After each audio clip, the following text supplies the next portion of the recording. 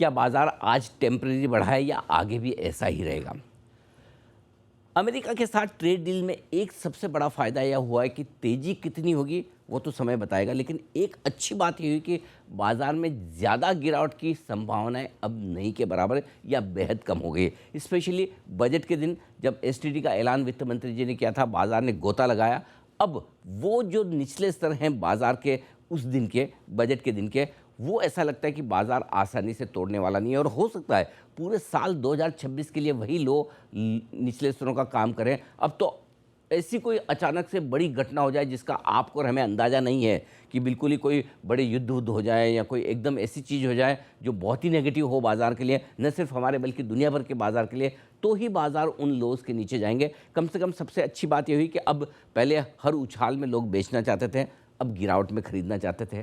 कंपनियों की कमाई को लेकर अब निश्चितता थोड़ी सी बढ़ेगी, बिजनेस को लेकर अब सर्टेनिटी बढ़ेगी। अगर कंपनियां भारत में ऐसी कंपनियों के साथ कारोबार कर रही है जो विदेशों में एक्सपोर्ट करते हैं या अमेरिका में एक्सपोर्ट करते हैं, या अमेरिका में एक्सपोर्ट करने वाली कंपनियों को अब ये पता है कि मुझे किस टैरिफ पर किस दर पर बेचना है, मेरे लिए किस तरह से डील बनेगी। तो काफ़ी चीज़ें ऐसी है जो अब बाज़ार के लिए खुली है। दूसरी चीज़ एक और है कि यूरोपियन यूनियन के साथ भी ट्रेड डील हो चुकी है, बजट भी आपका निकल चुका है। बड़ी बड़ी चीज़ें आपके लिए जो खतरे वाली थी वो पीछे रह गई। अब सिर्फ एक छोटी सी दिक्कत है कि एफआईज कब बेचना बंद करेंगे। तो अब बाज़ार के लिए इमीडिएटली यही ट्रिगर है कि एफआईज की बिकवाली रुकती है तो बाज़ार और बढ़ जाएंगे। करेंसी मार्केट में रुपए की कमजोरी पर ब्रेक लग गया है, कच्चा तेल फिर से नीचे की तरफ आता हुआ दिख रहा है। सो आई थिंक यहाँ पर इस लेवल पर बाज़ार में पॉजिटिव्स ज़्यादा हैं, नेगेटिव्स कम हैं। एफआईज की बिकवाली और कंपनियों की कमाई बढ़ना, ये दो छोटी चीज़ें ऐसी है जो आगे हमें देखनी है।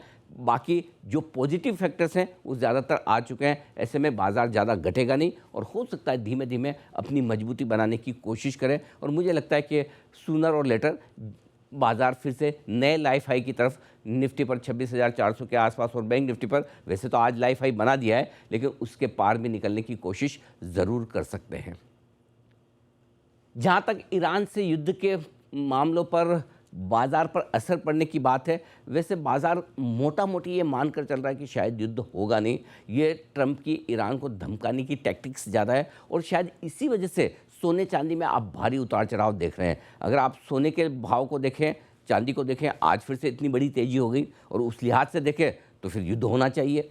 दूसरी तरफ कच्चे तेल के दाम देखें तो नीचे आ रहा है। अगर युद्ध हो रहा है और ईरान तो इतना बड़ा प्रोड्यूसर है कच्चे तेल का, तो फिर युद्ध होना चाहिए। तो बड़े कन्फ्यूजिंग सिग्नल आ रहे हैं और ट्रंप साहब का भी कोई भरोसा तो है नहीं ना। कभी कहते हैं कि मैं बात करूंगा, ईरान की तरफ से भी स्टेटमेंट्स अच्छा हैं, लेकिन होगा या नहीं होगा शायद किसी को पता नहीं। लेकिन हाँ, एक बात ज़रूर है, अगर युद्ध ना हो तो बाज़ार की तेज़ी के लिए एक और कारण बन जाता है कि चलिए ठीक है, हम और आगे बढ़ सकते हैं। नहीं तो एक वो हमेशा मन में डर रहता है कि जिस दिन बम गिरा है, ईरान ने वापस कुछ किया तो बाज़ार हो सकता है हिल सकता है, थोड़ा गिर सकता है। लेकिन एक चीज़ मैं आपको बता दूं, ईरान और अमेरिका के बीच में अगर युद्ध होता भी है तभी बाज़ार अब ज़्यादा घटेगा नहीं, ज़्यादा गिरेगा नहीं, क्योंकि बाज़ार अब लोकल फैक्टर्स पर भी ट्रेड करेगा और हमारे फैक्टर अब ज़्यादातर पॉजिटिव साइड पर आ गए। तो अगर गिरावट होगी तो भी वो टेम्परेरी होगी और हमारे बाज़ार वापस से रिकवर कर जाएंगे।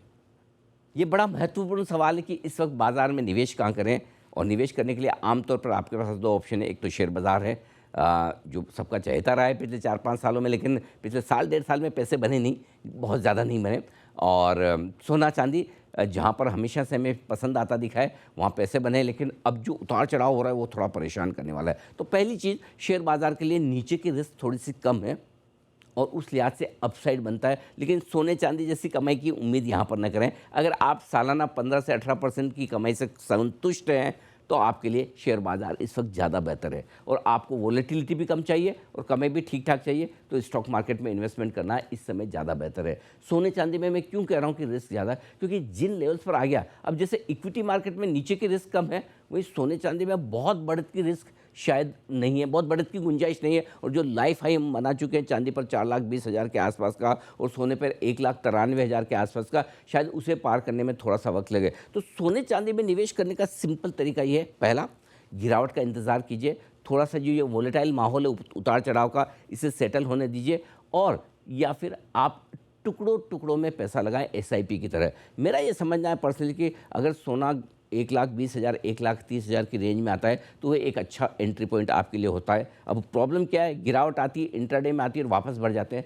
चांदी का जहाँ तक सवाल है, 2 लाख 2,20,000 25,000 के आसपास अगर चांदी किसी ख़राब दिन गिर के आ जाए तो वहाँ से आप निवेश की शुरुआत कर सकते हैं। बड़े एग्रेसिव हैं आप तो फिर 2,50,000 के आसपास से चांदी में निवेश की शुरुआत करें और 1,35,40,000 के आसपास सोने में निवेश की शुरुआत करें। लेकिन सोने चांदी में एक बात तो तय है, जिस तरह की वॉलेटिलिटी है उसको देखते हुए एक बार में सारा पैसा आपको नहीं लगाना है, ये ध्यान में रखिएगा। मैं नहीं मानता कि यूरोपियन यूनियन की डील अमेरिका के लिए कोई मुसीबत की बात है या अमेरिका को नाराज़ करने वाली डील है। देखिए, यूरोपियन यूनियन की डील तो हो गई थी 27 तारीख को, मदर ऑफ ऑल डील्स।